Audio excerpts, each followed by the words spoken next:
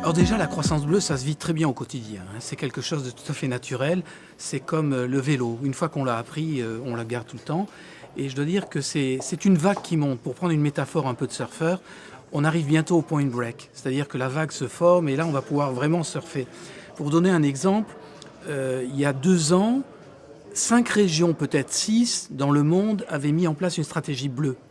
À l'heure actuelle, d'ici la fin de l'année, nous aurons plus de 50 régions qui auront défini une stratégie maritime, stratégie marine, avec vraiment des tenants et des aboutissants. Donc à l'échelle européenne et mondiale, hein. Ça va du West Australia, comme on dit, jusqu'à Anchorage, en Alaska. Et ces gens-là ont mis en place des outils financiers pour financer cette croissance bleue. Biomarine, en fait, n'est pas une convention, c'est un outil de développement économique et on utilise Biomarine comme un catalyseur. Donc il faut d'un côté une stratégie maritime, il faut une volonté politique et de l'autre côté, nous on amène un réseau international qui va permettre de faire, en fait, de mettre cette étincelle et créer des opportunités de business, d'emploi et des partenariats internationaux. Maintenant, si vous voulez que je vous réponde de manière un peu plus précise, je pense que l'Aquitaine a la vision politique.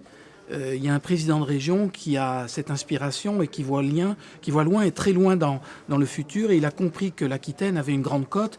Et cette côte, elle va de la côte réelle jusqu'au fin fond du Limousin. Parce qu'il ne faut pas oublier que la croissance bleue, ça va jusqu'au fin fond de l'Europe. Les gens qui sont en Autriche sont directement concernés par la croissance bleue. Le deuxième point, c'est la volonté économique. Donc je pense que pour développer une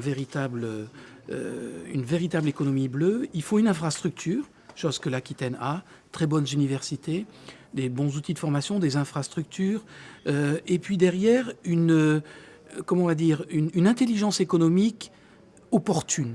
Or, il y a une stratégie qui a été mise en place. Maintenant, il faut faire de l'attraction économique.